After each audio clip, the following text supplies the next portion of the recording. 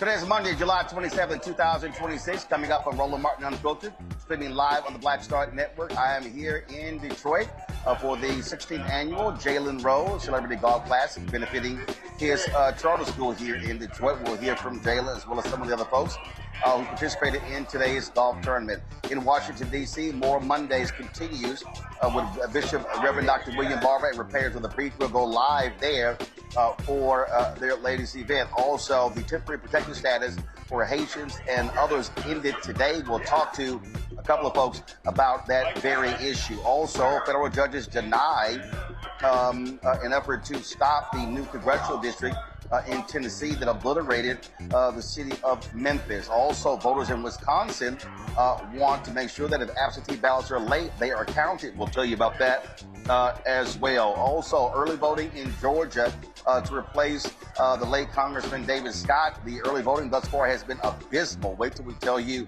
how low the numbers are. And also, colleges in D.C. and New York are stepping up to help these students at Howard University who were disenrolled. Lots to talk about. It's time to bring the funk on Roland Martin Unfiltered on the Black Star Network. Let's go. He's got it. Whatever the miss, he's on it.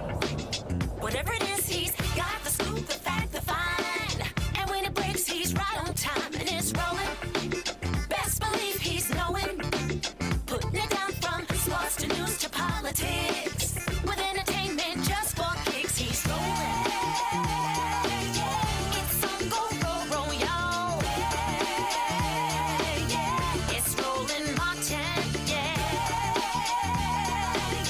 rolling with Roland now. He's funky, he's fresh, he's real, the best, you know he's Roland Martin now.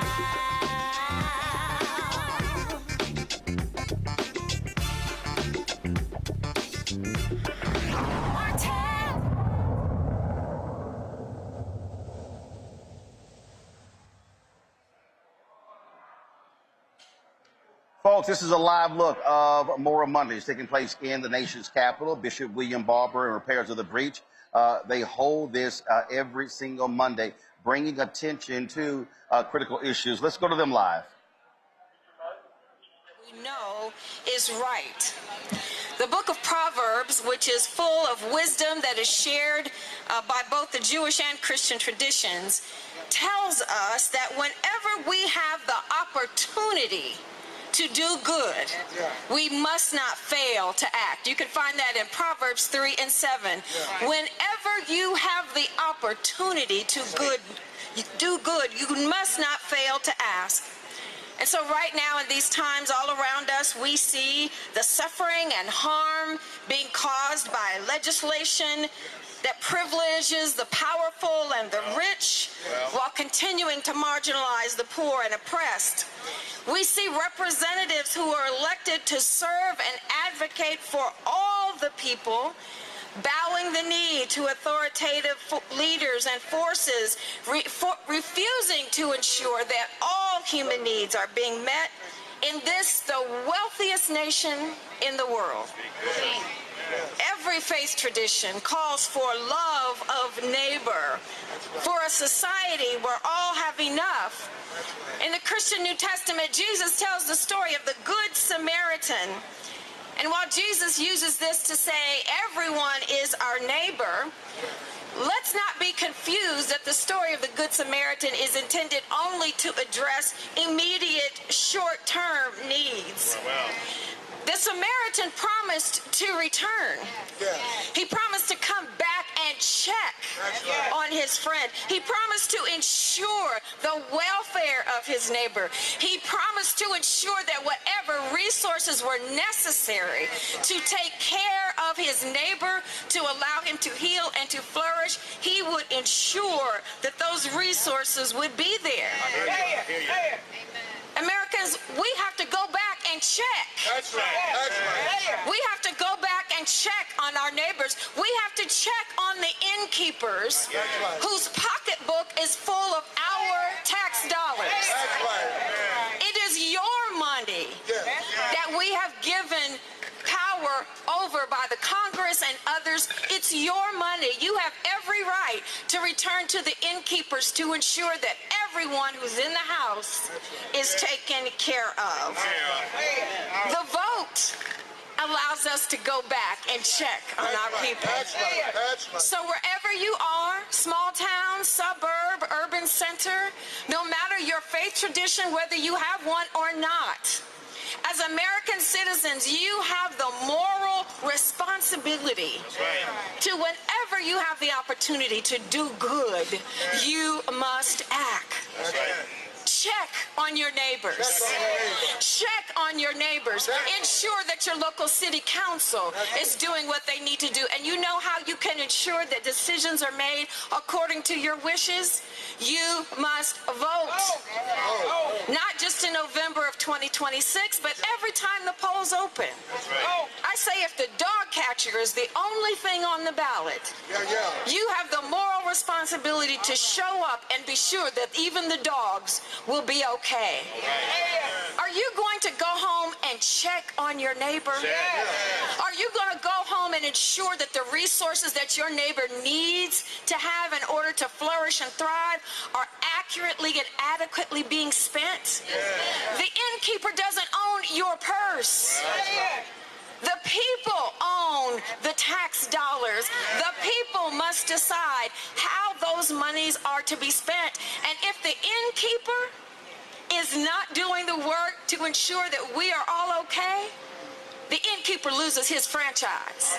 The innkeeper loses his ability to function.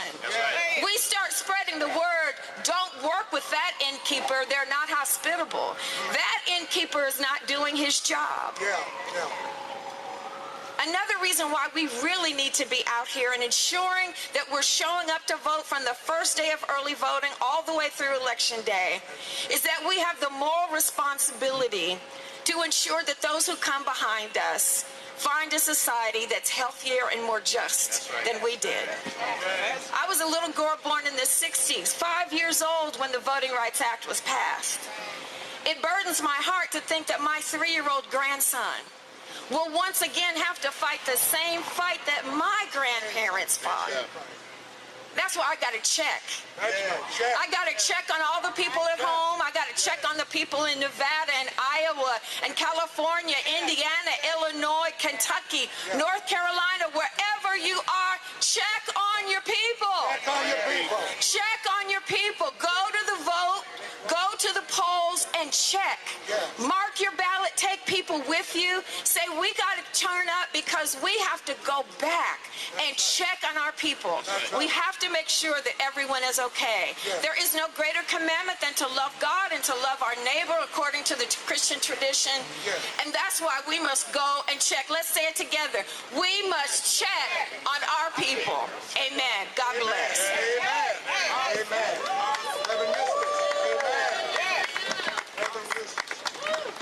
I'm holding up a Bible. All right, folks, we're actually carrying that live stream, so if you want to actually see that stream, you can actually do that. Just simply go to our YouTube channel, so we appreciate that. I'm actually here at TPC, Michigan, in Dearborn, Michigan, suburb of Detroit. And in this city, a significant number of Muslims voted in the last election for Donald Trump over Joe Biden. They were angry with the last election, with Vice President Kamala Harris. They were angry with Biden and Harris for their position when it came to Israel and Gaza, the Palestinians. Well, many of them were angry and upset when Donald Trump went even further than what President Joe Biden and Vice President Kamala Harris did. I say that because a number of immigrants in the United States were supportive of Donald Trump, believing in his economic policies and also themselves being quite anti-immigrant. Well, as a result of that, what did Donald Trump do? He targeted Haitians. He targeted others when it came to temporary protected status. Well, that went all the way to the Supreme Court. The Supreme Court allowed him to end that. And so you're talking now about more than 300,000 people who are in jeopardy of being deported, who today have lost their status. Joining us right now to talk about this very issue are a couple of guests. I want to bring them up right now. We have Abraham Papalos, Deputy Director, Black Alliance for Just Immigration, Johan LeBlanc, National Security Law and foreign relations expert. Glad to have both of you as well. Abraham, I'm going to start with you. I mean, this is a day that folks dreaded. Congresswoman Ayanna Pressley, last week was walking across Capitol Hill trying to get the Senate to support her bill to reestablish that temporary protected status. And what this is a direct assault on immigrants. That's what Donald Trump and Stephen Miller have been focused on. And if you are a Haitian immigrant in this country, right now, you're likely scared to death because ICE could grab you at any moment and deport you back to Haiti. Yeah, absolutely. And we do have reports of ICE trying to ramp up sort of enforcement operations out in Florida and Texas and parts of New York. I also just want to back up a little bit to let people know exactly what happened. Temporary protected status is a designation that's given by the U.S. government to immigrants who cannot go back to their country due to ongoing conflict, environmental disasters, or political instability. Haitians were awarded that in 2010 when 200,000 to 300,000 people had died because of the earthquake and 1.5 million people have been displaced.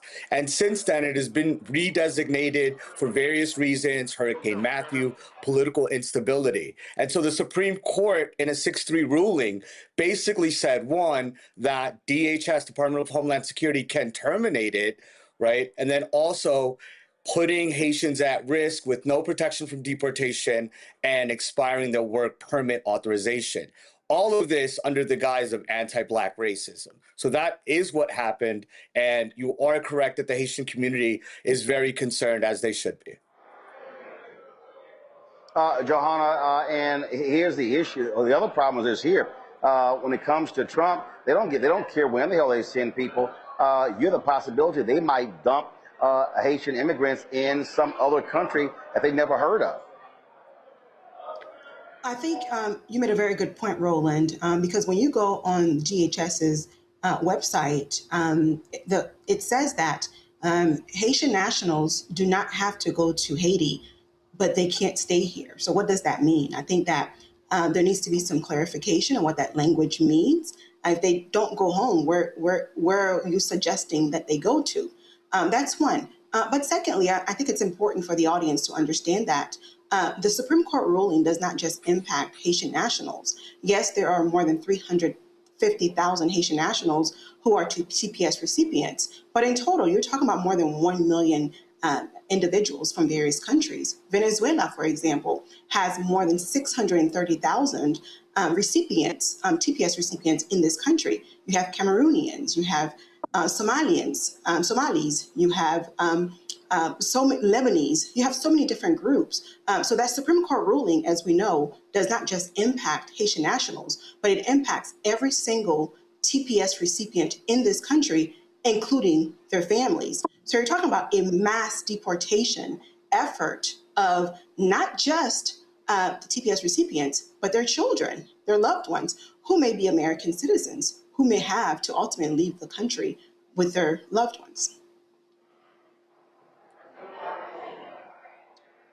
Abraham, I've seen stories already where employers are already complaining, saying they may be losing workers, how this decision is going to have an adverse impact on the economy already when inflation is sky high.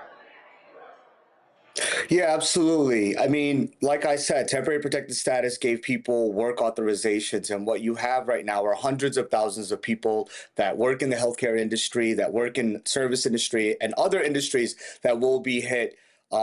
It's going to demolish a lot of economies, particularly those in the Boston region, Springfield, Ohio, also in New York. And so what we're telling the community to do right now, which isn't really a whole lot, is to check in with lawyers and see if there's a way to adjust status. We're asking community activists and organizers for mutual aid. And on a legislative front, we're also asking folks to really try to find a permanent solution to this issue.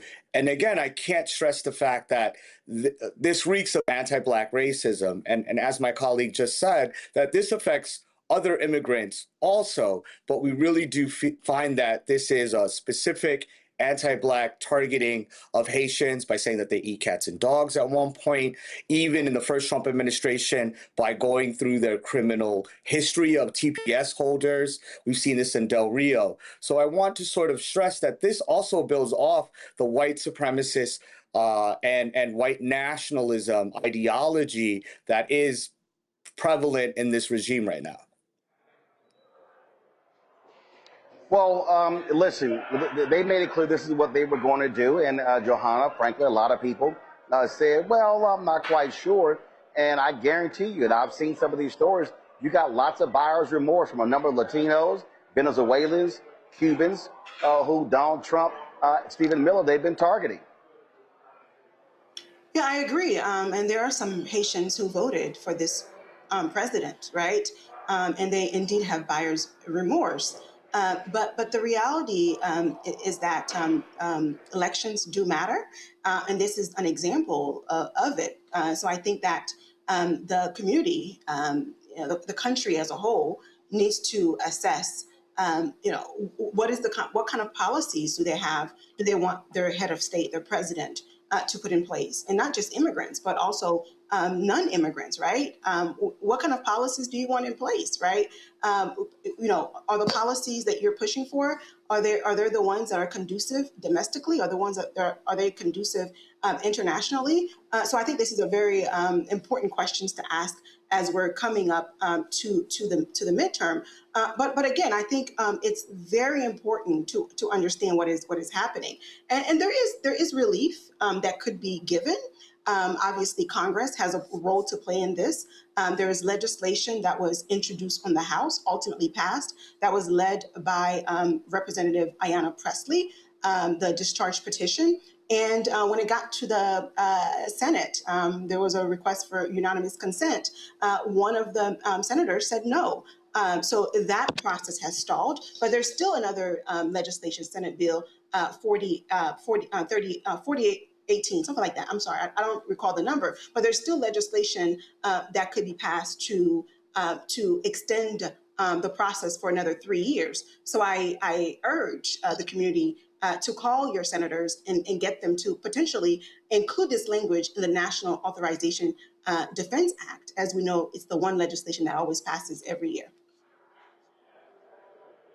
Well, Abraham, also, I would say for the folks who live in these cities and towns like Springfield, Ohio, who may see their economy all of a sudden be destroyed, they may also want to pay attention to these midterm elections. You've got a U.S. Senate race there in Ohio, pitting former Senator Sherrod Brown against an incumbent Republican senator. So folk might want to be waking up, because the bottom line is the policies of Donald Trump and MAGA are killing cities, killing towns, killing the economy. And this decision regarding revoking temporary protected status could have serious ramifications, especially in the healthcare area when it comes to Haitian nurses. Yeah, absolutely. You're totally right on that. I mean, I think there's going to be a lot of workplace industries that are going to be affected. But I also think, just above all, like Black America in general, when we're looking at the Black immigrant population, we know that 1 in 10 Black people in the United States are immigrants themselves. 1 in 5 Black children are children of immigrants. And so what this is really an assault and an attack on Black America. And I think whether we're looking at the legislative focus, which you just brought up, and looking at midterms, I think it's very important for us to also look at the long line of the Black liberation movement that's been happening in this country, where Black America is, and how Black immigrants are a part of that, and to think about the future and the long-term issues that we're going to have. And midterms are a part of it, right? Also trying to think about what's going to happen in the next 2 years, particularly when we're looking at the enforcement actions that have already been taken. Recently, 10,000 people were apprehended and detained by Immigration and Customs Enforcement. So we've really got to look at this as holistically as possible. The economic sector absolutely is a part of it, but also what is happening with Black America on a social, economic, and political side of things. Absolutely. Abraham and Johanna, so we appreciate y'all joining me. Thanks a lot. Thank you so much. Thank you Roland. for having us. Have a good one. I want to bring my panel right now to Dr. Omi Congo, the being a senior professorial lecturer School of International Service, American University. Pull his book up, please. That's what lies about black people. Thelma Anderson, creator of the Public Opinion Court, author of Shut Up and Prosecute. Jolanda Jones, state representative out of Houston, also an attorney. You heard me say we got midterms. Listen, I'm here in Michigan. They've got their primaries happening very shortly in a couple of weeks. And this is the thing that people need to understand, Jolanda, that elections have consequences. Public policy is dictated by lawmakers. When people sit elections out, they allow other people to make decisions. And so I'm sure there are a lot of people who are upset with this decision regarding TPS. Well, 90 million people chose not to vote in the last election, and the result is this crazy, deranged, twice impeached, criminally convicted commander-in-chief being in power. So I agree with you. It's funny. I had The Road to Blue Goes Through Black listening session. And to your point, Roland, one of the speakers at the event said, if you stay on your couch in November, the Republicans going to take your couch in January. I mean, it was a mic drop moment. That's absolutely true. All the people that wanted to, again, pitting immigrants against people of color or black people. And then you find out they're black immigrants like the Haitians. So I think it's a problem that we've got to figure out. Congresswoman Presley has tried as hard as she can to protect the protected status of Haitians, but it hasn't worked. And so that's one reason why we absolutely need to go vote come the midterms. However, now, what other maneuvers, I'm curious, can Congress do to protect the status? Because this is no longer about an immigration issue, I think. I actually think this is about the United States literally not providing a safe haven to people from countries that are not safe. And so, and interestingly, that doesn't just talk about or speak to black immigrants from other countries. So the question remains, is Donald Trump going to do the same thing to other countries where the immigrants aren't black? I think absolutely not. I think he's anti-black and his policies are targeted at countries with large black populations. But it's definitely a problem, and we got to get the Republicans out of office so that they can't sign off on his anti-black legislation. Well, the reality is, Omekongo, he's sitting in the White House. Even if they pass it in the House and the Senate, he could veto it. But the midterm elections is one step. And look, the election here in Michigan is August 4th. The question then becomes, okay, who wins that election? They're going to be going against Congressman Mike Rogers for the U.S. Senate seat. This is a state that Democrats need to hold if they want to retain or win the United States Senate. And so this is a critical, huge primary happening where black voters very well could be deciding the fate of who wins that U.S. Senate election. And so I think people have to understand there are pieces. There's no one election, no one person that's somehow going to be the be-all to end-all. But I do believe that what happens in November puts us on the path to correcting a lot of the craziness that we've seen over the last 2 years. Oh, absolutely. And after the midterms, there's going to be more legislation and more opportunities to stop aspects of Trump's agenda that are going to affect black people. And whether we're talking about, Talarico, whether we're talking about Jackson in Maine, whether we're talking about Michigan, we need Democrats in those seats, period, bottom line. It all comes down to the vote. It ain't about the character, and it never should have been when it comes down to it. But I also want to say, as it relates to how we started this out, talking about, the Haitian protected status, all black people are at risk, Roland, and you said this multiple times. As it relates to ICE and these guys, all four of us are Haitian. They don't give a damn. When you see them crack down on brown folks, they didn't care if they were Honduran or Mexican and so on and so forth. One of the guys who got killed in Texas, I believe they were looking for somebody who was a completely different nationality. So if you think as a black person, you can't get picked up by ICE. I mean, they started picking up people before the World Cup ended as it relates to Haitian folks. So, and again, you can be like, I'm a citizen and so on and so forth, but how long are you going to be locked up for? How long are you going to be disappeared for? You're going to lose your job, lose access to your kids, lose opportunities opportunity to make income while you're figuring this all out. This is, if you don't, you have to really personalize this. It's wrong legally, it's wrong morally, it's wrong on so many levels, but you got to personalize this and just be mindful of the fact that this gives them more permission to come for you as a black person. And there's going to be legislation and opportunities that are going to come up to block this, block other funding and the like, and black people should be front in line as it relates to who's going to be sitting in those seats to make sure that gets blocked, because we've already talked about this, but they are officially coming for all of us right now. Absolutely, and we've been making that perfectly clear. Let me go to a break. We come back more on Roland Martin Unfiltered here in Dearborn, Michigan, just outside Detroit, where I was just finished playing in the 16th annual Jalen Rose Celebrity Golf Classic, benefiting the Jalen Rose Leadership Academy. We'll hear from him as well. Also, Moral Mondays is happening in Washington, D.C. We'll go live to Moral Mondays, return to them, waiting for Bishop William Barber to speak, and lots more to cover right here, Roland Martin Unfiltered on the Black Star Network. All right, folks, let me get personal for a second. My mom had questions about her Medicare, so she called Chapter, a Medicare advisory company, and she texted me right after saying it's a great benefit. It was easy. A real person walked her through the whole thing, and now she understands better what's going on. But it's not just her. A woman in Yonkers wrote in saying the process was so simple, the enrollment was easy, and she was so glad she called. Then there's Marilyn, 90 years old, in Florida, living on Social Security. Her premium climbed every single year north of $400 a month for coverage she could barely afford anymore. So what does she do? She called Chapter. They found her the same top-tier coverage for hundreds of dollars less. 90 years old, and finally somebody in her corner. I hear stories like that again and again from our community. The Medicare system was not built to work for you. Too much fine print, too many plans. Yet Chapter's advisors are independent and honest, the only Medicare advisors that compare every plan nationwide. They're focused on one thing, what actually works for you. If you're already in the right plan, they'll tell you. No games. People who switched with Chapter saved an average of $1,100 a year. All it takes is 20 minutes. You talk to a real person, and it's completely free help. So call Chapter at 724-264-8281, 724-264-8281. That's Chapter.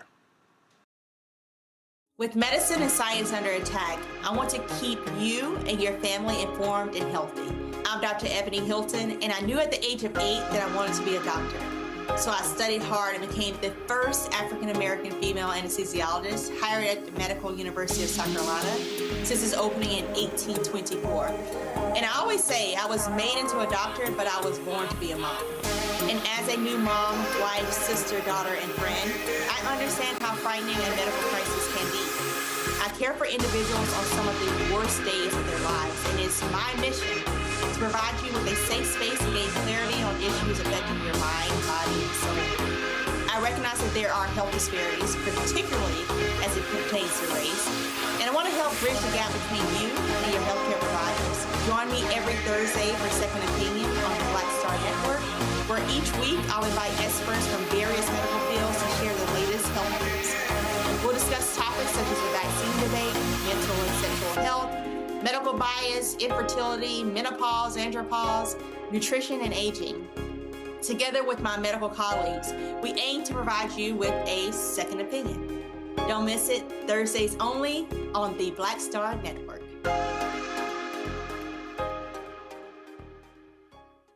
This is Tamala Mann. And this is David Mann. And you're watching Roland Martin Unfiltered.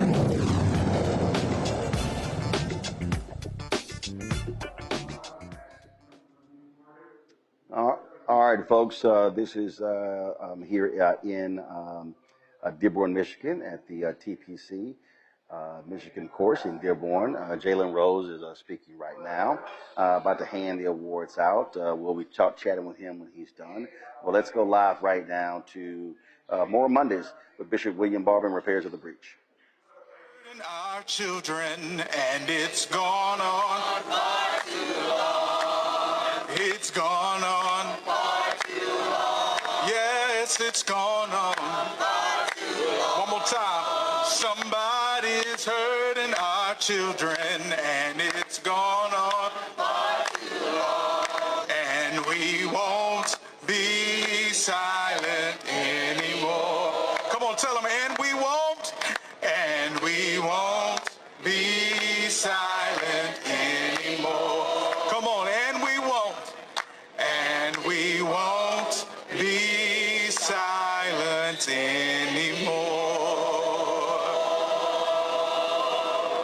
Thank you, everybody. We'll see you online. Bishop Barber, Dr. Broom, you take it from here.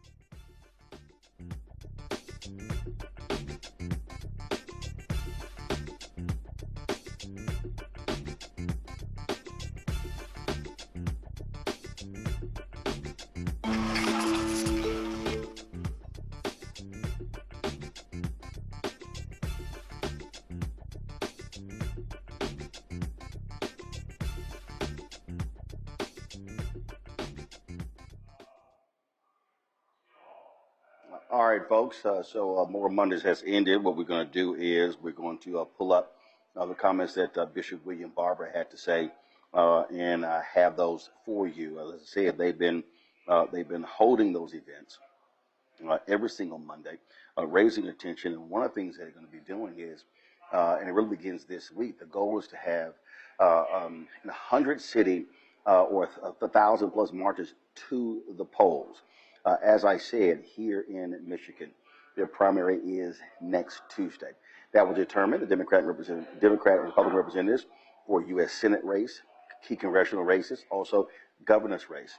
So a whole lot is going on. That U.S. Senate race, really paying attention to. Well, we talk about the elections. We talk about what's happening in Georgia. Early voting has began there to replace the late Congressman David Scott in the 13th district. Reports so far indicate less than 2% have voted in that special election. Now, of course, the primary in Atlanta was back in March, and many people were surprised when he put his name on the ballot, knowing full well that he was sick. Well, he passed away before the primary. So now you have the special election, and so remember, that was for the 2-year term. Now the special election is actually to complete the term.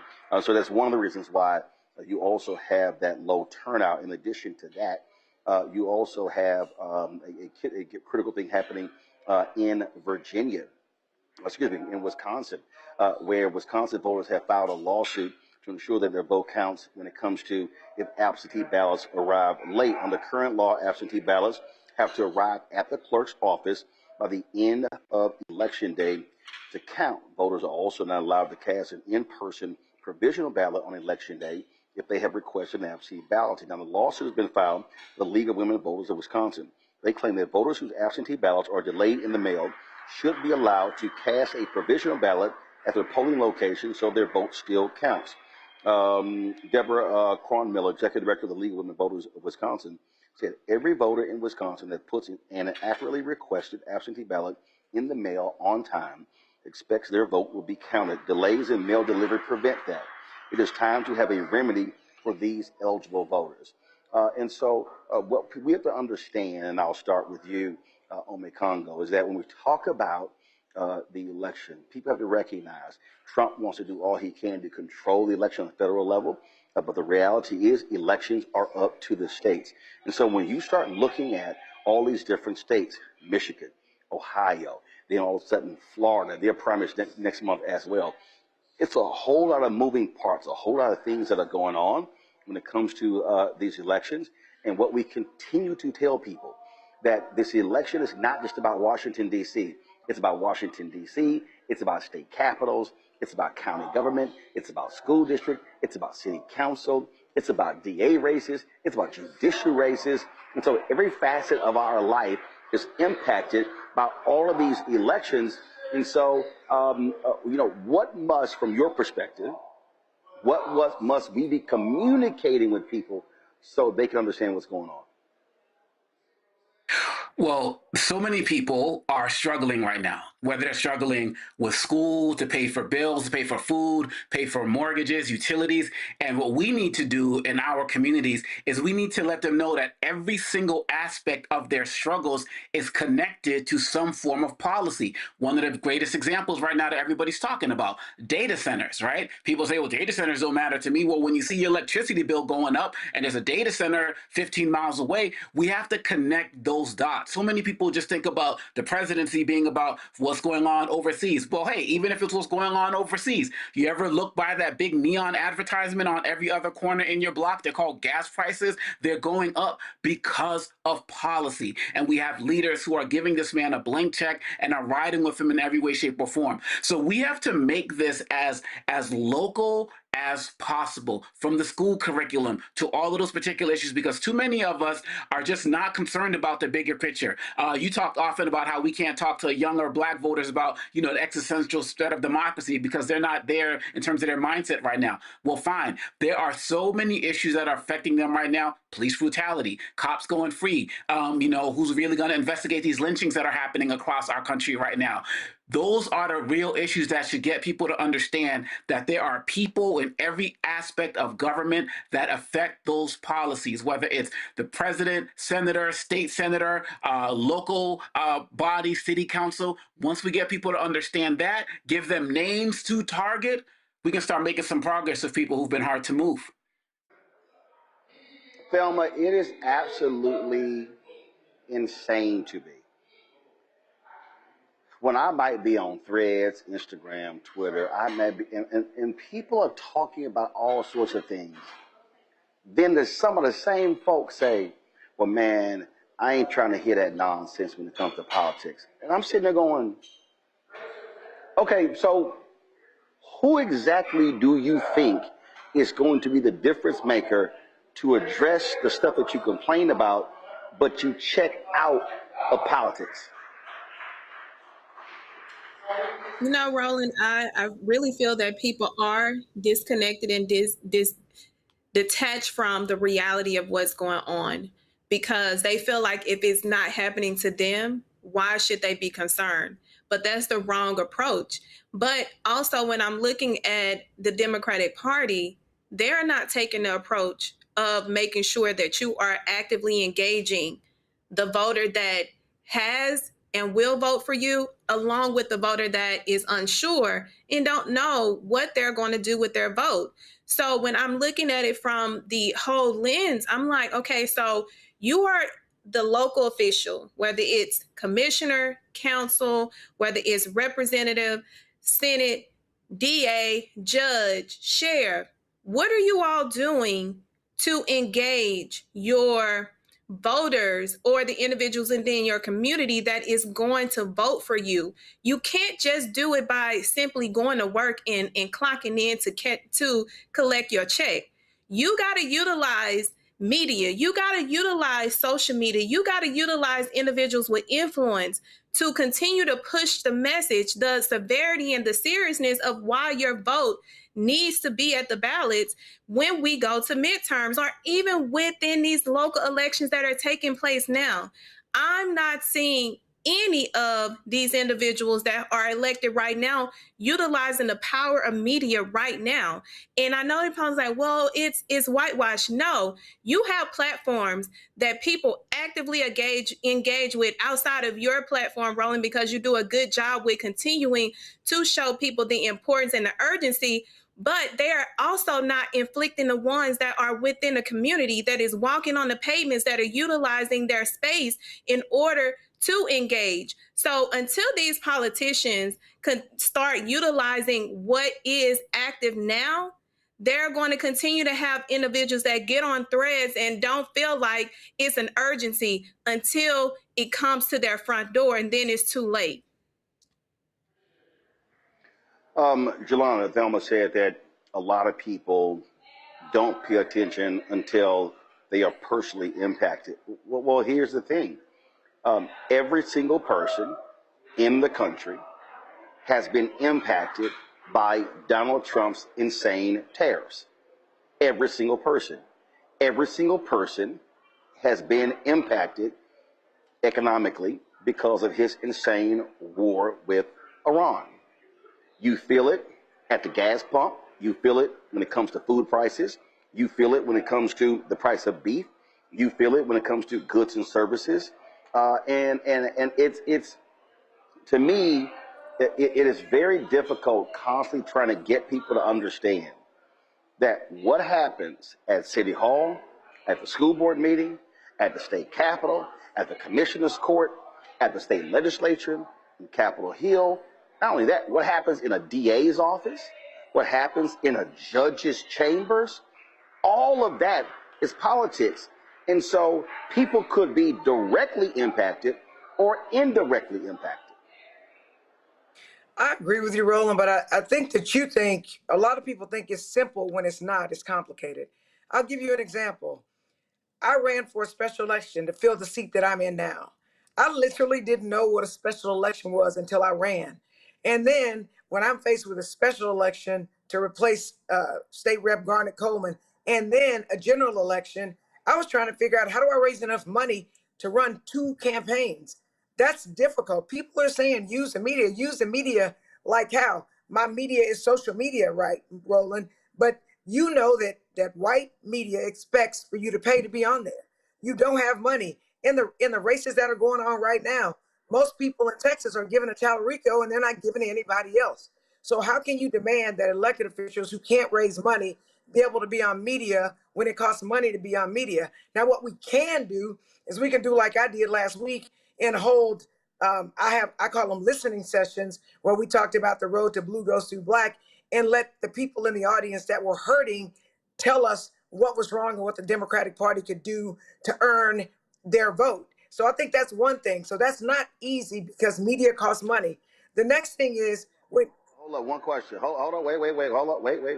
I'm gonna let you go to the next thing, but here's my question. For the thing that you described, that event last week, okay? How many people attended that event? About, I bet you at least 300. It was full. We were standing, we had to go find chairs.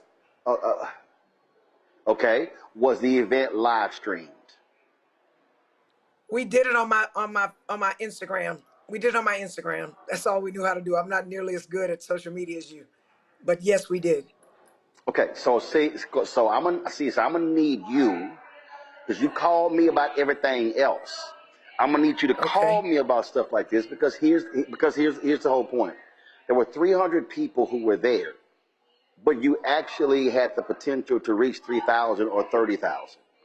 And the thing that I have said to numerous elected officials across the country, I've said this to activists, I said it to so many people, you have to take the message outside of the room.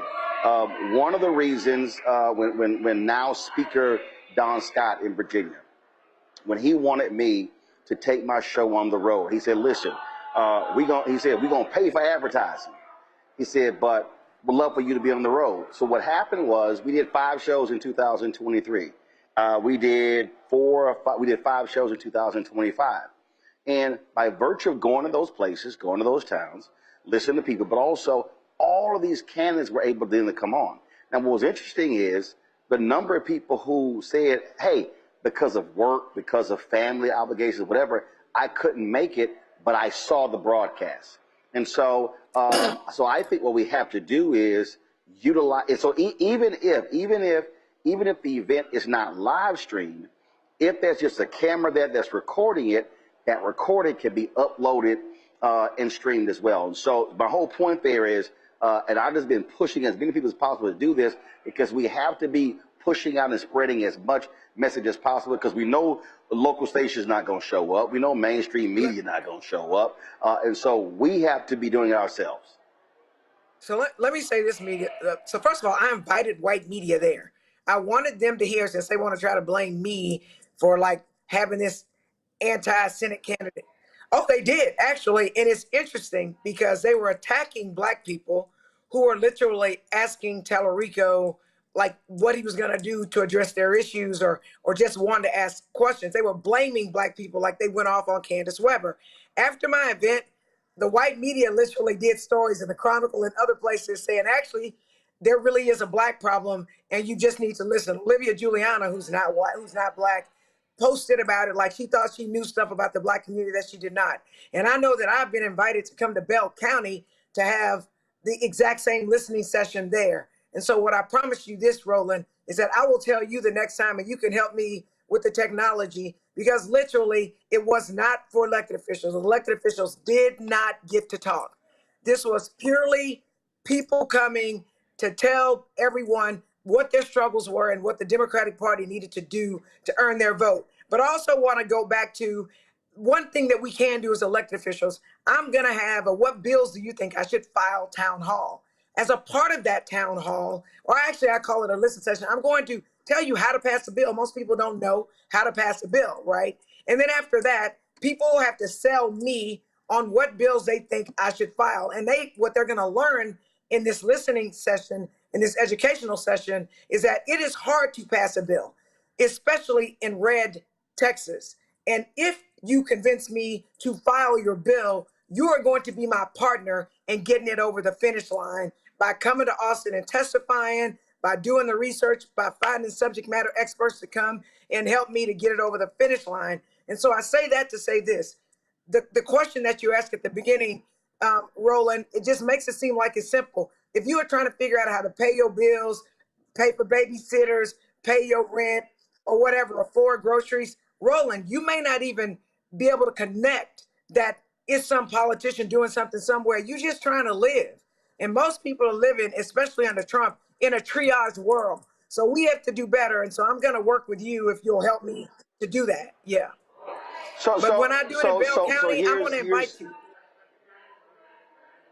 I said when I do it in Bell County. So here's... Okay, I got you. Not a problem. So Omakongo, this is the thing, though. What Delano just said. I totally understand. People are trying to live, which is why what we have to do is we have to be connecting the dots for the person who goes, oh, I had no idea. I didn't realize how those things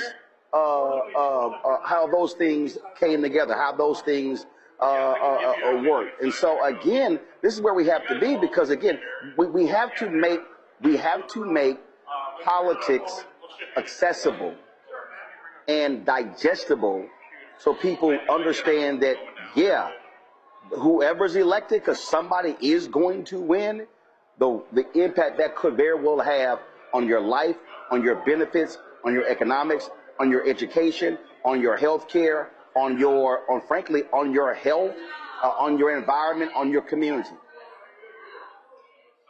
Yeah, absolutely. And so often people feel like they don't think about politics because they think that anything that's happening is their fault.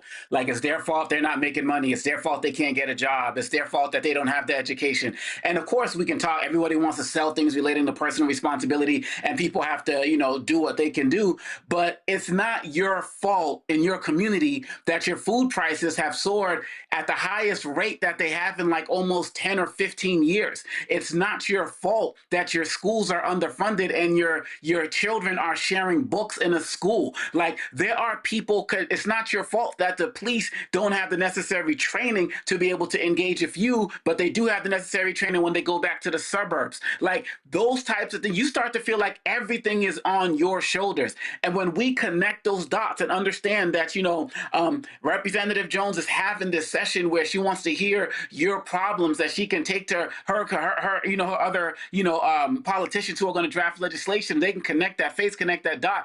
It gives people a sense of agency that they can be involved in helping change something in their community. Everything from a pothole to largest legislation affecting immigrants and refugees and the like. And so that's what they don't want, Roland. You talked about this going all the way back to Bush too, right? And his No Child Left Behind, and probably even earlier than that, with Bill Bennett and the like. They stopped teaching civics in school, right? So they don't want people to understand how how the process works, that everything that you are engaged in, there's somebody who has the power to say yes or no to that to make your life better. It doesn't mean you're still not responsible for your life and you got to go out and do the best that you can, but there are people actively working to make your life worse. And if there's somebody like a Representative Jones who's ready to fight for you, you need to know who that person is so you can put them in office so you can work together. This is the connecting the dots that we got to do. So we got to take that live stream, from Representative Jones, we got to take these live streams here like you do, chop them up, put them out in the shorts because people want the short content, get people stuff as fast as possible, as quickly as possible, and we can make progress in this. Indeed, indeed. All right, y'all, I'm going to go to a break. We come back. We're going to chat with some folks here at the Jalen Rose Celebrity Golf Classic. I see my man Steve Smith. I see Charles Oakley. I see Willie Burton. And, of course, Jalen as well. And so we'll have some of that when we come right back right here at Roland Martin Unfiltered on the Black Star Network. Don't forget to support the work that we do. Join our Bring the Funk fan club. Your support is critically important for the work that we do. We don't have millionaires and billionaires cutting us checks. And so when you contribute, you make it possible for us when we travel on the road, when we're broadcasting. We plan on hitting a lot of places in September and October regarding this election. And so your support is critical. So do me a favor, go to use Cash App. Use the Stripe QR code. You see it right here. It's also for credit cards. So use that right there. Checks and money order. Make it payable to Roland Martin Unfiltered. P.O. Box 57196, Washington, D.C. 2003 780-196. PayPal's R Martin Unfiltered. Venmo RM Unfiltered. Zelle Roland at RolandSMartin.com. Roland at RolandMartinUnfiltered.com. We'll be right back. All right, folks, let me get personal for a second. My mom had questions about her Medicare, so she called Chapter, a Medicare advisory company, and she texted me right after saying it's a great benefit. It was easy. A real person walked her through the whole thing, and now she understands better what's going on. But it's not just her. A woman in Yonkers wrote in saying the process was so simple, the enrollment was easy, and she was so glad she called. Then there's Marilyn, 90 years old, in Florida, living on Social Security. Her premium climbed every single year north of $400 a month for coverage she could barely afford anymore. So what does she do? She called Chapter. They found her the same top-tier coverage for hundreds of dollars less. 90 years old, and finally somebody in her corner. I hear stories like that again and again from our community. The Medicare system was not built to work for you. Too much fine print, too many plans. Yet Chapter's advisors are independent and honest, the only Medicare advisors that compare every plan nationwide. They're focused on one thing, what actually works for you. If you're already in the right plan, they'll tell you. No games. And people who switched with Chapter saved an average of $1,100 a year. All it takes is 20 minutes. You talk to a real person, and it's completely free help. So call Chapter at 724-264-8281, 724-264-8281. That's Chapter. Hey, this is Motown recording artist Kim. You are watching Roland Martin Unfiltered. That boy, he always unfiltered, though. I ain't never known him to be filtered. Is there another way to experience Roland Martin than to be unfiltered? Of course he's unfiltered. Would you expect anything less? Watch what happens next.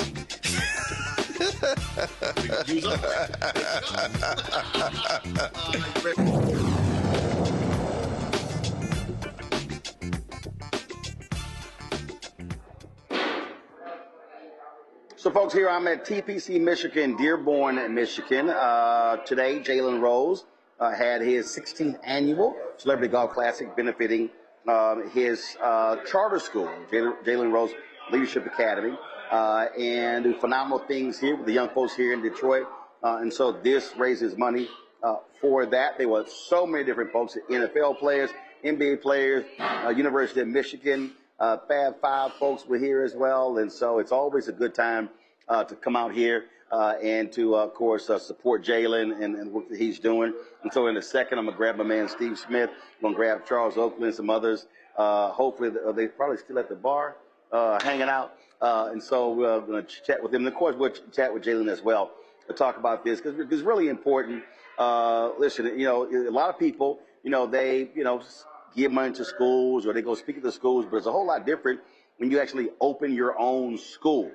Opening your own school, trying to educate the next generation.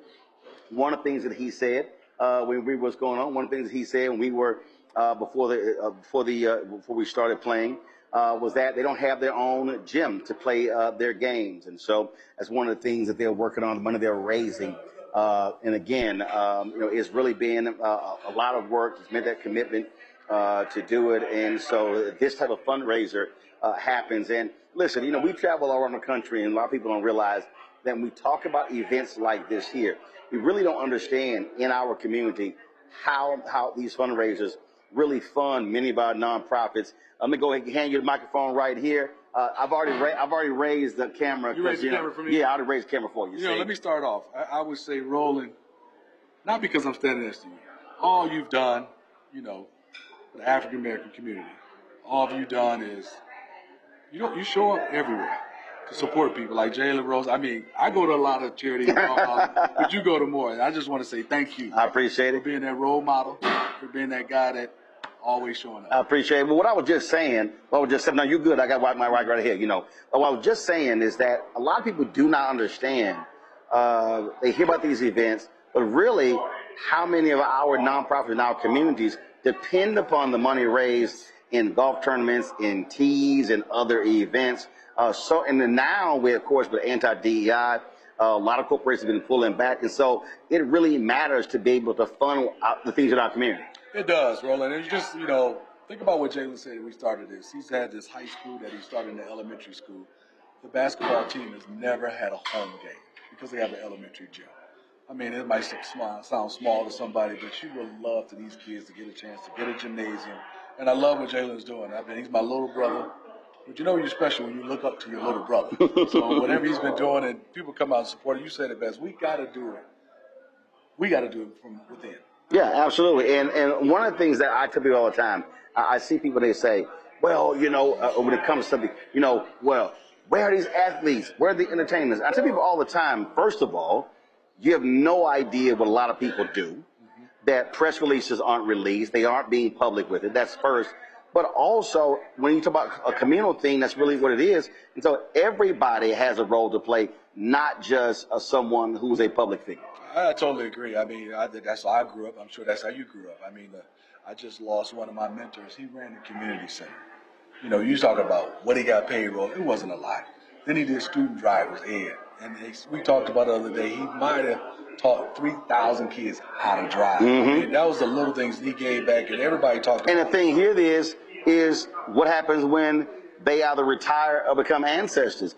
That doesn't get replaced, and so we have to make sure that continues. That legacy has to continue. I mean, and he did it out of his kindness of his heart. Mm-hmm. I just went to a service yesterday, and I thanked him. I said he was on the Mount Rushmore of men that impacted me. Mm-hmm. Right, and I think that right there, and I did this whole commentary. I was talking about politics. What I said to people is, if you look at, so there was this generation that came out of the civil rights movement. So in the 70s, 80s, 90s, I mean, they were the ones who were involved in our communities, who were doing so many different things. I said, but those folks are retiring. My parents are 79, and as a perfect example, stepping back. But that has to be replaced, and so people don't recognize we're losing a lot of black community infrastructure when those people have retired or passed on, and next generation has to step into the gap. I say everything can't be solved by social media. No, it cannot. I mean, Roland, you said, I look back at my life. I went to the community center. I went to the church. I went here, different things all around the community that shaped me. And now I talk to kids from my old neighborhood. They don't have those same opportunities. They don't have the building. They don't have the after-school program. I was a Boy Scout. I'm asking kids now, you want to be a Boy Scout?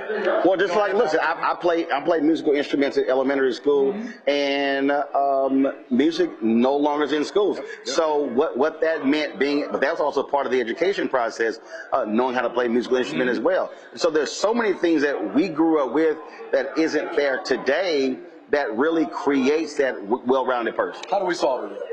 I think what we have to do is I call it, we can't act like new school is always better than old school. We gotta have old school with new school. But it also means, I think, people have to step up and accept some responsibility, say, hey, what I said is, you cannot have a generation that has continued to make withdrawals from the Black Bank of Justice, and they made no deposits. Right. So we have to be making deposits. There you go. That's what we got to do. Good to see you, baby. Always. I appreciate it. Keep hitting them straight. You know how we do it. I'll play you today. Huh? I'll play you. Your group, I'll play. It's always about team. You like I. You going to be an I. No, that's go. That's go. Now, we can play one-on-one now. I hit you. Let me know when you want to go one-on-one. I am going to pull over here one of the folks who played my group, this little Omega. Come over here. He's the sheriff here. Hey, Ro. You talk about us. Tell him what he Come on, you guys. You better tell him who Ro. He kept saying, I kept saying that. Yeah, I know. I heard you call him Grant Hill. I heard it. Don't go nowhere. I got to tell you about I heard it. All right. No, go ahead. Hold the mic. I got my own mic. All right, y'all. So this is one of the members in my group. He's the sheriff here. He also is a very loud and proud Omega. And I had to school him. Wait till I show y'all the video later. But what's happening? Everything's good, man. We had a great time, Roland. You know, in spite of you being alpha, you know, you're still my man. I got great respect for you, man. You know, I watched you for a long time over TV, doing your thing. Then they went crazy and did their thing, but you still the man. We do what we do. That's what we do. Now look, you sitting here. You're the sheriff of this county. I am. You got elections next week. No, yeah, not mine. Not yours, but talk about though. You know, for folk, that's somebody who's watching and listening who say, you know what, that stuff really don't matter. But you're a perfect example. You can't complain about criminal justice, law enforcement, things along those lines, but then act like who the sheriff doesn't make a difference. No, it makes a difference. And I've been law enforcement for 44 years, right? 44 years because I love to take care of people and serve people, right? And we want people, even young people, to understand that law enforcement is still a very noble profession. They all talk about, oh man, police do this, police do that. You want to be the change that you want to see. And I tell people, our young people all the time, we are hiring. And we want to make sure we catch you early in life, at 18 years old, when you get out of high school and everybody's not going straight to college, right? We have jobs for them. You come right into our agency with a high school diploma and go to school while you're working, right? And become very successful in both. We got about 5, and I don't want to make this racial, but our state police our supervisor, state police colonel is a black man. The Wayne County Sheriff is a black man. Detroit Police Chief is a black man. It goes on and Fire on. Chief was here. Fire Chief, he's a black man. And we don't say that because we're being some kind of, we black. We just saying that there's opportunity for those of us who think they're, because of the color of their skin, they won't have the opportunity. Yes, you can get the opportunity if you want it. You have how many people under your authority? I have about I have 1,200 officers and civilians under my authority. Wow. Yes, and I'm still doing it. I still love it. Again, I started my law enforcement career in 1978 when I was actually graduating from high school. I'm one of those ones who wasn't going to go to college right away. Single parent home, got to go to work. So I joined the Michigan National Guard as a military police officer. Then in 1983, I joined the Wayne County Sheriff's Office because I was waiting to get hired from the Detroit Police Department, Detroit Police Department. 1983 to 1985, I worked in the Wayne County Sheriff's Office. 1985, when they called me to say, hey, you still interested in the Detroit Police Department? I ran, jumped the fence, and got with the Detroit Police Department for the next 25 years. Then, my predecessor and mentor, and you may have heard his name, Napoleon, my man forever, lost his life due to COVID in 2020. And then I, out of 14 people, was chosen to succeed him and be the Wayne County Sheriff. 2 elections since then, I'm still the Wayne County Sheriff. Have another election in 2028, and that'll be my 3rd election. And with the help of the people, and I believe I have the help of the people, they're going to vote for me again. And then when I finish with that, I'll be 72 years old, and I'll have to ask my wife, can I keep going? Because she want to go be snowbird stuff and all of that. So no, I do this because I love it, Roland. I love it, and I don't work a day in my adult life.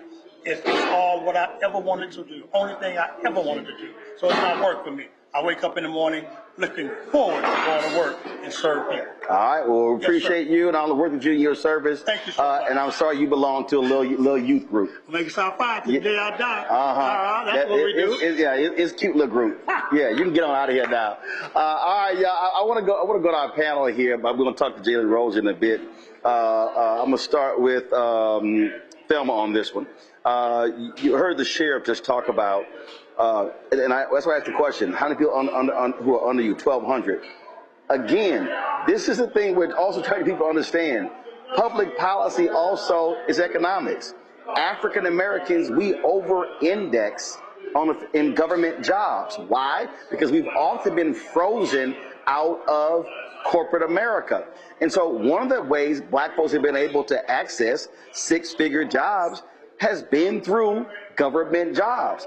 People just don't understand how significant that has been in building the black middle class. And that means that we are also, based upon elections, by being able to have those jobs, that's also public policy. Yes, you are absolutely correct. And I'm glad you pointed that out, because what a lot of individuals don't know, they need to know that being in those positions, being in a governmental entity affords you so many opportunities, not only to excel and exceed financially, but it allows you to sit at the table to actually integrate and implement change that is necessary in order for the betterment of our people. I'll be the first to say I went into being a prosecutor knowing that the pay sucked. I was making under $60,000 within the first year, but it, of course, with raises, it increased till I started making over six figures, with the benefit of being able to be an equalizer, to my voice to be heard, people's rights to be saved. So it's a benefit to hold these positions. It's a benefit to go and be in the room of government jobs, because not only do you get to be there, you get to educate the people that are outside of those spaces. You get to have a voice, you get to integrate, and people will utilize your integrity, your character, and trust you that you're going to provide them with the right information. So taking those jobs are necessary because it is for the betterment of our people, and also the financial incentives. Congo? I thought the two conversations you had between the sheriff and Steve Smith were so powerful because you connected so many dots. You talked about the importance of mentorship and the importance of needing to reach down and reach back into our communities to let people know. You talked about the importance of people getting involved in the political process. You talked about the importance of, athletes and other people of resources reaching back. This all ties into our last segment when we were talking about our power. We have power politically, but we also have power in our networks. How does Les Brown say it? Your network determines your net worth. And in all of our communities, there are people like this of whom we can build and who we can continue to push. And he said, hey, I might run for my third. And with the support of the people, I may get that third election win at the age of 72.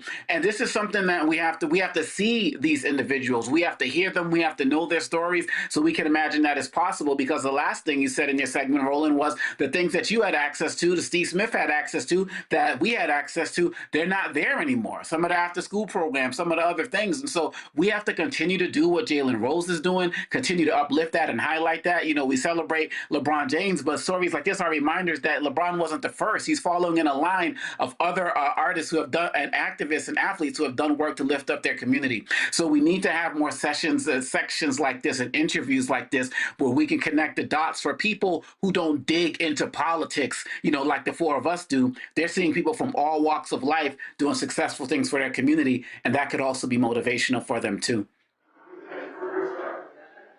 Jolanda.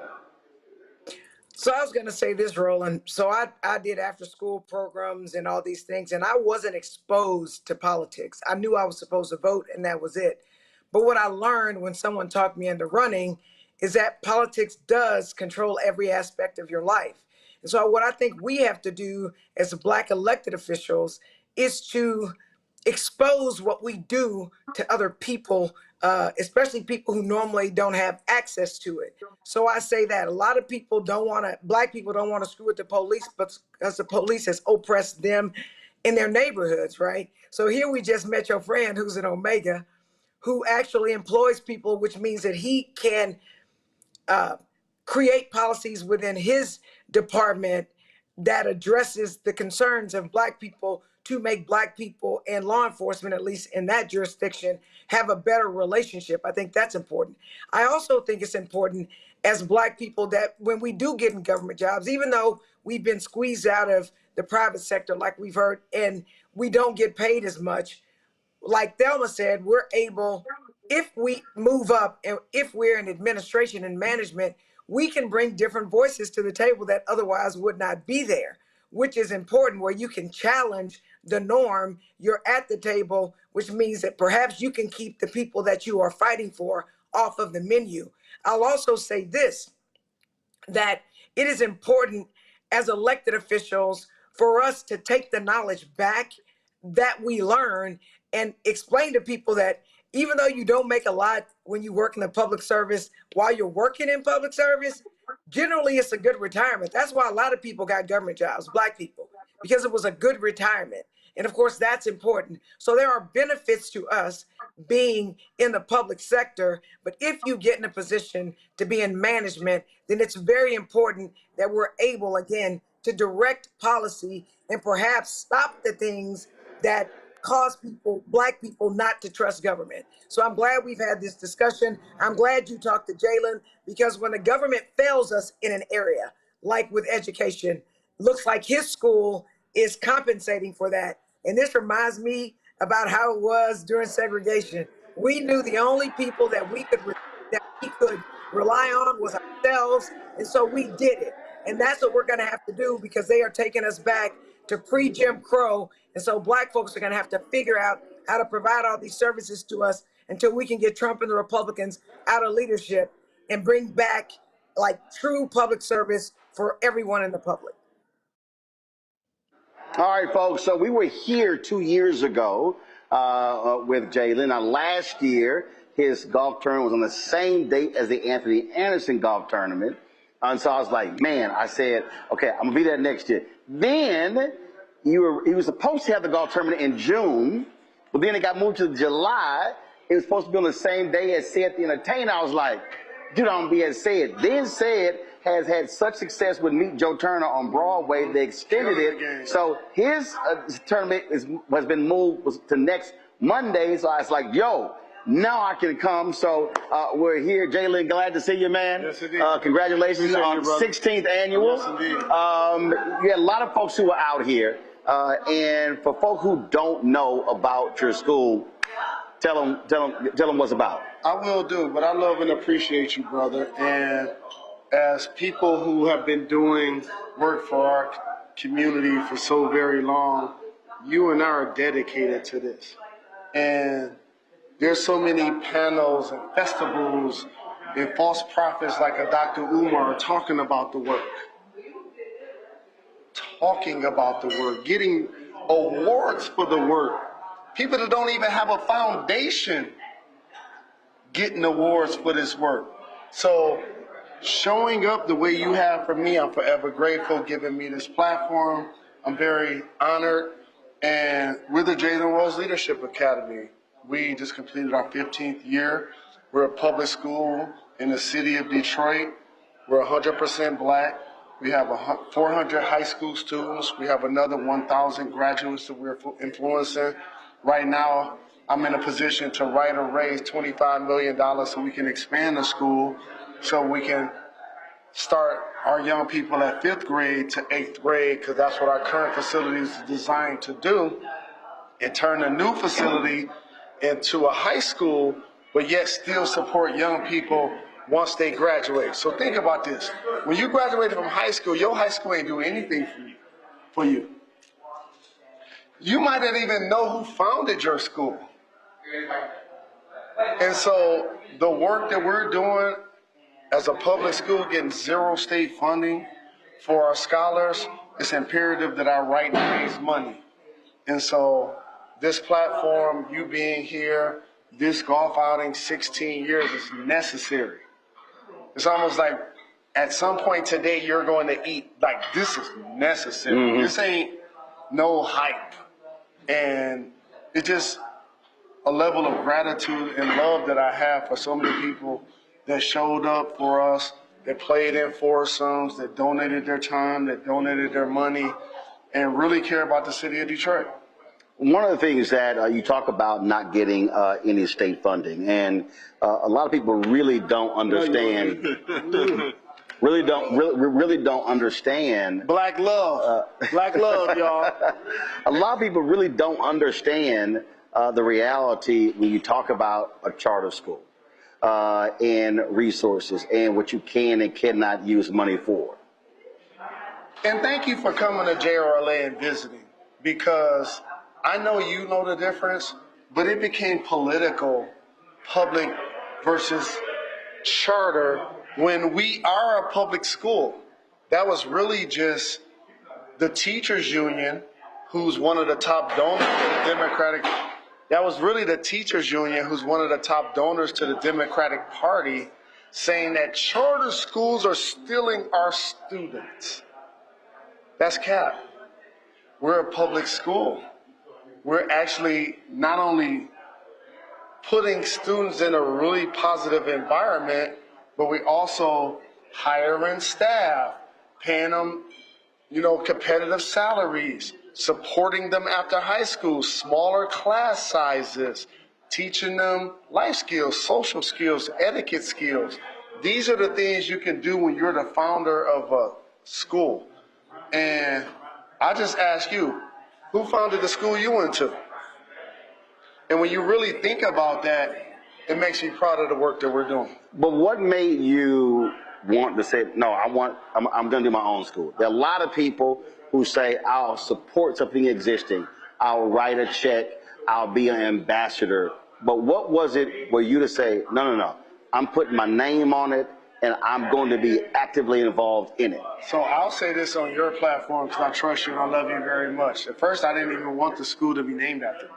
I sent them 50 names of people the school could have been named. Marcus Garvey, Martin Luther King. Like, I sent them a whole list of names. I promise you, I did not. And by the way, if you want to write a check, the school could be named after you tomorrow. I don't have to have the school named after me. You see what I'm saying? But what made me want to do it, like for real, and this is where I'm like, I'm going to trust your platform to say this. I wanted to support our community in a way where I felt like people sometimes that don't look like me couldn't block me. And when you use the word education, it's not like a basketball camp. It's like not a barbershop. Mm-hmm. It's not a record label. You see what I mean? Mm-hmm. And so in my mind, the most influential thing I can do as somebody, people forget as a basketball player, and I'm not saying all basketball players are like neuroscientists, but what people forget is that we're required to be eligible. We're required to be educated. I was an honor roll student in high school. I went to the University of Michigan. I just got a doctorate. I'm not Cheyenne Bryant. I have an actual doctorate. I do. I love you, sis, but I do. But sometimes people dismiss me as an athlete or like just being a dumb jock. Right. You know what I'm saying? And not just even an RN. If you know, you know. You know what RN stand for? Mm-hmm. Real. Oh, I thought you were a registered nurse. Yes, I've been registered nurse. And so to start a school in the community that I grew up in, to donate my own time, energy, and money, has been a labor of love that has changed so many lives. And I'm just forever grateful to the community believing in me, donating in the school, showing up at golf outings, spreading the word about what we're doing. I need to do a better job of talking about the school. Initially, I didn't do it a lot because 100% of our students are black. Over 95% of the business and donors are white. Yeah, we don't donate. We don't donate. And when you say, and again, what I tell people, when you say don't donate, we're talking $1. We're talking 5, like 10. You're doing not me a favor to show up and pull up. Like, don't even consider it. Like, it's not even a fundraiser. You see what I mean? And so what I learned to do when I got it from Isaiah Thomas, Detroit Pistons bad boy legend, is he drills into my head, and I can show you my phone, to focus on the people that do show up, not the people that don't. Yeah, I say that all the time. If I speak somewhere and people say, man, this room should be packed, I was like, hey, I said, I wasn't talking to empty chairs. I was talking to the people who were sitting in the chairs. Yes, sir. Yes, sir. And I'm forever grateful to, again, your platform, anybody that's ever acknowledged JRLA, and I'll do a better job of spreading the word about the school. But, like, we're committed to this work, and the dedication and the love has proven itself. If somebody out there wants to donate, where do they go? JRLADetroit.com. And the thing is, we're looking for a Spanish teacher. I'm an actual founder. Like, I'm at the school, I live in Detroit, the school is in my neighborhood. So it's a lot of people talk about their community work. Like, I live in a black community. I live in Detroit. I founded a school in the neighborhood that I grew up in. So if you want to support, first off, I'm going to give you the address. You can pull up and see me, actually. 15,000 Trojan, Detroit, Michigan, 48235. And as a matter of fact, each Wednesday we've adopted feeding families with Forgotten Harvest. What that means is, a couple of days ago, it's 150 cars wrapped around the block of a public school, not Cass, because every time y'all come to Detroit, y'all want to go there because y'all feel like that's easy. Not Renaissance. They're testing schools. We're open enrollment. We're not testing you in. We're not testing you out. Each Wednesday, Roland, we're feeding families and providing them support because we all know people are hurting right now. Right. Gas prices is up. Like, it's an incredible time of struggle. And so for a public school to now adopt the responsibility to feed families, I have my students out there, my school leadership, shout out to Jasmine, our leader, shout out to Mr. Wingate, shout out to all of the community volunteers that pull up. I've been doing this for 2 years. I just don't say anything. But now that you're here, people are going to hear me talking. Okay, you were saying you need a Spanish teacher? Yeah, we need a Spanish teacher. We need to raise $25 million. We need people that do the work and not talk about the work. Less panels, less conversations and awards shows and festivals and gatherings talking about the work, and people actually showing up doing the work. This is a labor of love, 16 years in. All right, my brother, I appreciate it. Appreciate you. Glad to be here. I appreciate it. Thanks a bunch. And in Detroit. Boss up.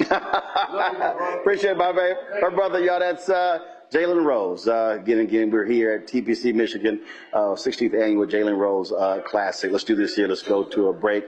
We'll be right back. Roland Martin Unfiltered on the Black Star Network. All right, folks, let me get personal for a second. My mom had questions about her Medicare, so she called Chapter, a Medicare advisory company, and she texted me right after saying it's a great benefit. It was easy. A real person walked her through the whole thing, and now she understands better what's going on. But it's not just her. A woman in Yonkers wrote in saying the process was so simple, the enrollment was easy, and she was so glad she called. Then there's Marilyn, 90 years old, in Florida, living on Social Security. Her premium climbed every single year north of $400 a month for coverage she could barely afford anymore. So what does she do? She called Chapter. They found her the same top-tier coverage for hundreds of dollars less. 90 years old, and finally somebody in her corner. I hear stories like that again and again from our community. The Medicare system was not built to work for you. Too much fine print, too many plans. Yet Chapter's advisors are independent and honest, the only Medicare advisors that compare every plan nationwide. They're focused on one thing, what actually works for you. If you're already in the right plan, they'll tell you. No games. People who switched with Chapter saved an average of $1,100 a year. All it takes is 20 minutes. You talk to a real person, and it's completely free help. So call Chapter at 724-264-8281, 724-264-8281. That's Chapter. How you doing? My name is Mark Curry. and you're watching Roland Martin Unfiltered. Deep into it, like pasteurized milk without the 2%. We getting deep. You want to turn that shit off? We're doing an interview, motherfucker.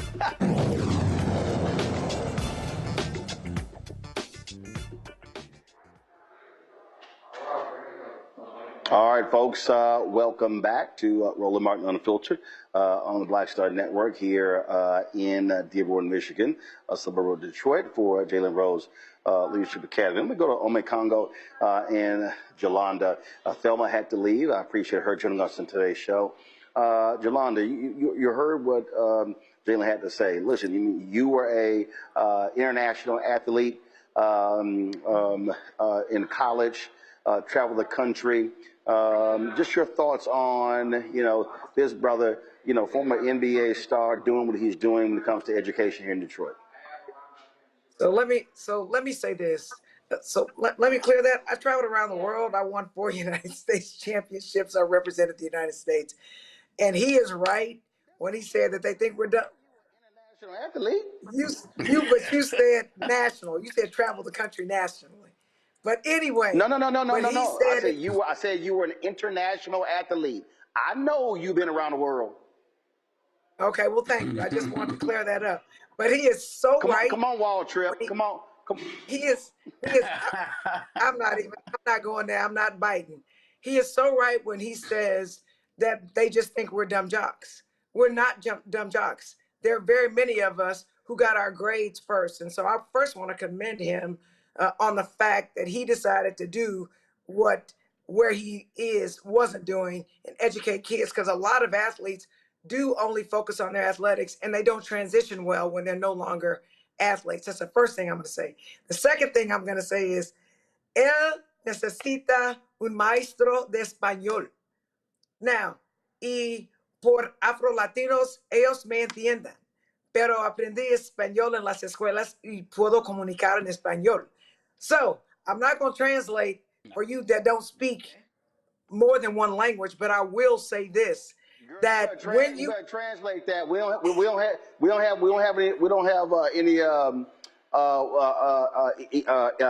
have any lower thirds that translate what the hell you just said.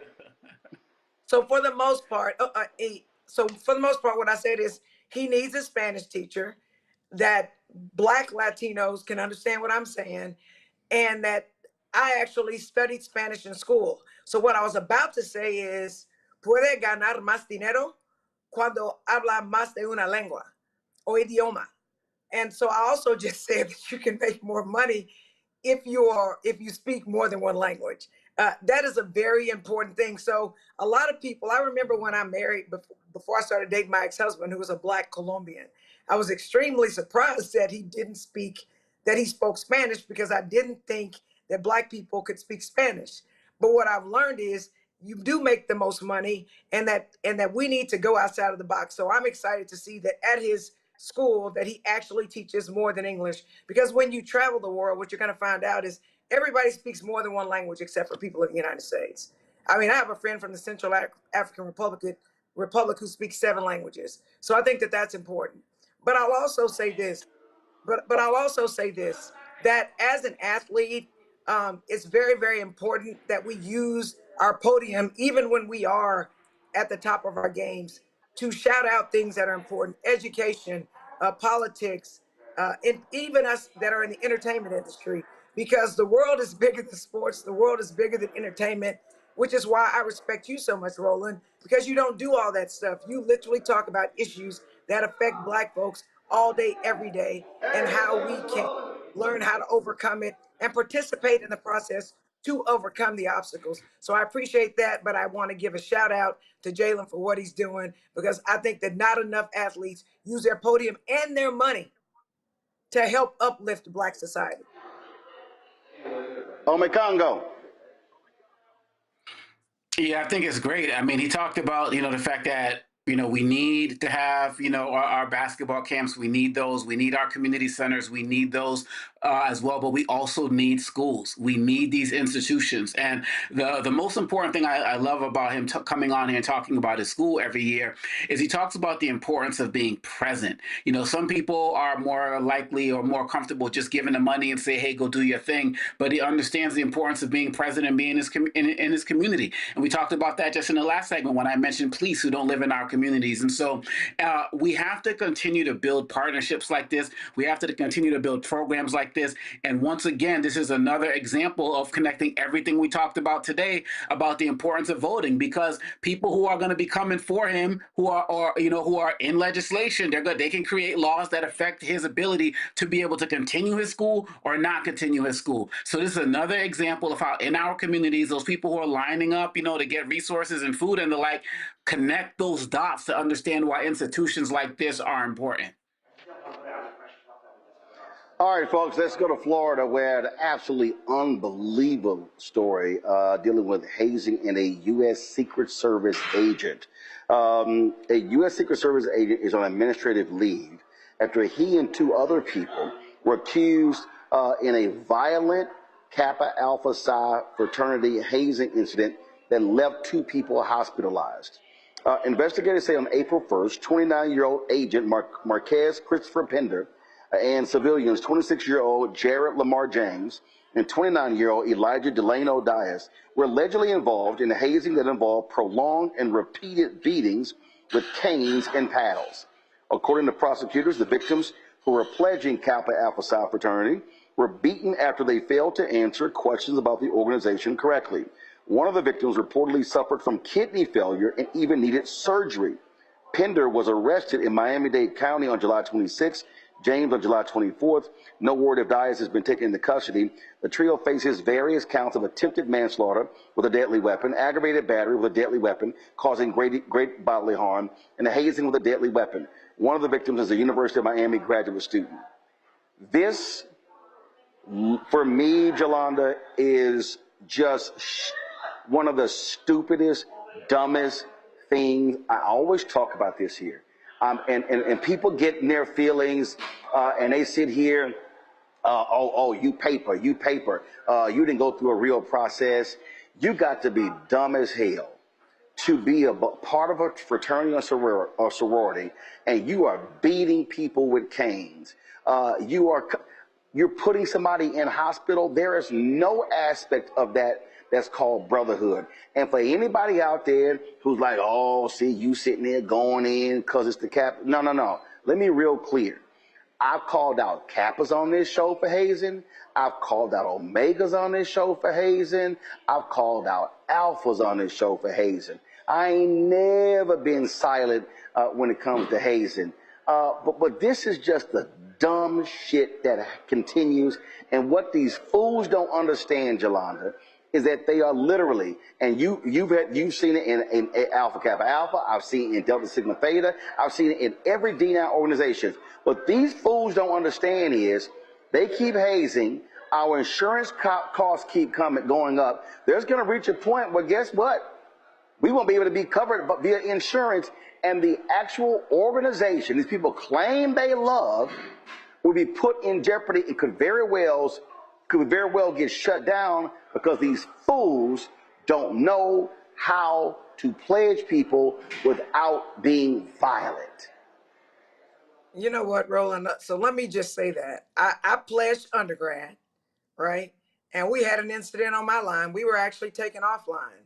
And I can tell you, because of my experience when I pledged, it took me a while to feel like I was in a sisterhood with anybody, because you shouldn't be violent to people, right?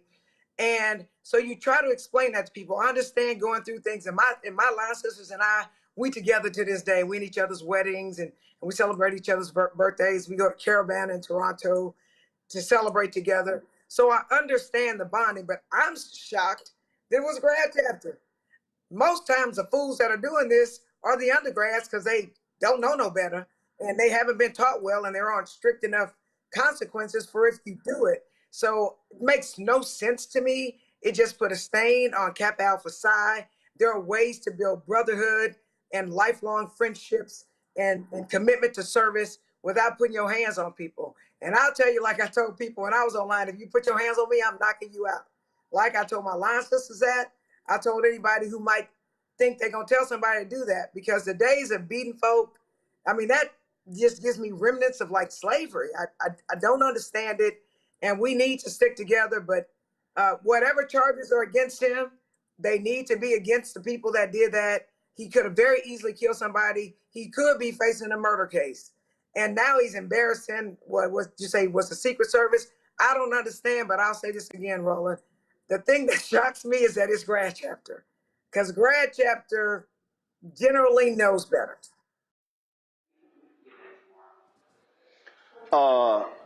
Listen, on my Congo, I made it clear when I pledged. I ain't letting no dude my age put his hands on me, because here's what I know. If my daddy found out I let some dude beat my ass for some letters, that beating would have been more severe. That wasn't going to happen. That's real talk. I mean, that is absolutely real talk. And, you know, it's really sad. You know, we've been talking, you know, today about the attack on Black people. And we have situations right here where we are foolishly, you know, doing this to ourselves. I mean, all of the things that we got to worry about. You know, I have daughters. One is about to be a rising freshman in college. One is a rising junior in college. And I tell them, you know, if you choose to go the sorority route, that type of stuff, that ain't love. That ain't building respect. That ain't building camaraderie. That's just straight up abuse. And ain't nobody going to be putting hands on you like that. And they need to know. And I have a sister who's an AKA, tells them the same thing. We got to do better. And so many people are coming in these places already damaged, and they're just looking for ways to hurt other people. And to be in that position of authority and abuse that and tarnish the reputations of these incredible fraternities and sororities that do so many incredible things. We know in this society, all it takes is one story like this to get out there and just tarnish all the incredible other work that these organizations do. And so I really do hope that these individuals get everything that's coming to them. I hope that the people who, you know, have been hurt do heal, because we've had stories here where people have been killed, and we've talked about that as well. It's really unnecessary, and this just shows that in so many instances, some of us, not all of us clearly, some of us could just be our own worst enemies, and they deserve whatever punishment they get. All right, folks, let's talk about the Howard University drama over 502 students being unenrolled. The University of District of Columbia is extending their application deadline to August 7th, giving those students an HBCU option here in the District of Columbia. Also, the university said financial aid can transfer. For federal aid, students have to log into their FAFSA account and change the university. For other scholarships, students have to reach out directly to the organization to forward funds. Now, these incoming Howard University freshmen were unenrolled in the last few weeks, as the university said their accounts did not reflect the required enrollment or financial obligations to begin the semester. There are reports out of New York State that Governor Kathy Hochul will guarantee admission at the State University of New York or the City University of New York this fall to any New York students who abruptly unenrolled from Howard. Now, each student will also receive an $800 credit to help offset their non-refundable deposits at Howard. Now, we reached out to Howard University to request that President Wayne Frederick come on the show. I also texted him last week. They told my producer that he was not available tonight, but he did find time to go on CNN over the weekend. For any distress that we may have caused, and I recognize that with it being so close to school, that certainly caused some people some significant distress. And so for that, I apologize, and I certainly take full responsibility for that. Having said that, this is part of what universities usually do, and especially a university like Howard that has a high demand. We had not received communication or complete documentation from that group of students. And so we felt it was our responsibility to let those students know that we will be disenrolling them so that we could plan appropriately for the fall. We have to hire adjunct faculty. We have to make sure that dorm rooms are assigned and ready to go. And most importantly, Frederica, just 2 months ago, we were asking our community to donate money to help students graduate. And so starting with a good financial plan is important. Our graduation rate is not 100%, and that gap is primarily due to lack of finances, and we have limited resources that we're trying to stretch as much as possible. Is this unusual, or does this happen almost every year, that you've got a number of students who are relying on, whether it be financial aid or scholarship funds, that all have to meet the university-imposed deadlines, but then somehow don't meet them? Was this an anomaly, or is this something that happens on a regular? It's not unusual, but it's not something that we have been as strict about. So we have really allowed students to show up without paying us to carry balances beyond what is appropriate. And as a result, if you look at our retention rate, it has consistently gone down. So our four-year graduation rate as a result is just about 70%. And so that gap, that 30% of students who don't finish, I would easily say that about 80 to 85% of them, it's primarily because of finances. Even when they have academic issues, it's because they're stressing about finances and trying to work, etc. And it starts with how they come in. And if we have them making sure that they have the complete financial package together, etc. And we certainly could have done a better job of communicating it. We did send out a lot of communications, but for example, I think people misunderstood what we meant by 50%. The bill is $60,000. If you had $40,000 worth of aid, people felt they made the threshold. We meant the outstanding balance after the $40,000, which is $20,000. And so we wanted people to pay us 50% of that $20,000 that was left. And that's an example where we could have actually put in, some numbers as an example and showed, people exactly what we were referring to as well. And folks, Governor Kathy Hochul is doing what we just talked about. I received a press release from New York State, and what she is saying that they're going to provide expedited late admissions review for fall 2026 at participating SUNY, State University of New York, and City University of New York campuses. And so that's actually happening there. So hopefully that gets all straight. All right, folks, last week in Detroit, one of the city's favorite sons, Kim, was honored with a street sign named after him. Today is much bigger than an unveiling of a street sign. Today is about purpose, perseverance. It's about the incredible power of redemption. This street holds special meaning because it reminds us where Kim's journey began. Right here, during one of the darkest chapters of his life, he found hope. He found faith, he found strength to believe that his story was not over. I knew that this was coming, so this is not a surprise to me, but I am surprised about how my emotions are setting in. It's a culmination of being here at this intersection Martin Luther King and 3rd Avenue. The rescue mission that I was a resident in is right in back of me. Today is my birthday. It's Kim Day. Also Kim Day in Detroit, and it's also my my recovery anniversary date. So I've been sober today, 36 years. Years ago, this intersection represented one of the most difficult seasons of Kim's life. It was here that Kim faced addiction, experienced homelessness, and searched for hope. But today, this same corner will tell a different story.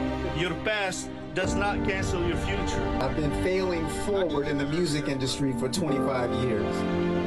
And that's because of the love of you out here and the love of the city of Detroit. When he knew that I was heading out on a trip, he would always say, give them your best. And that's what I've been trying to do this almost 25 years in the music industry. More than just a name on a sign, it becomes a symbol that no matter where you start, your destination can be extraordinary. Some streets tell us where to go.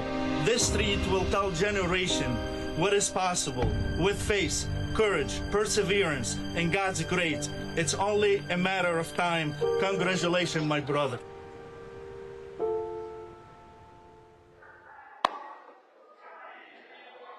That's pretty cool, Kim. That's pretty cool. Kim really is a great brother, and glad to see him being recognized here in Detroit. Final comments, Ome Congo and Jolanda. Ome Congo, you first.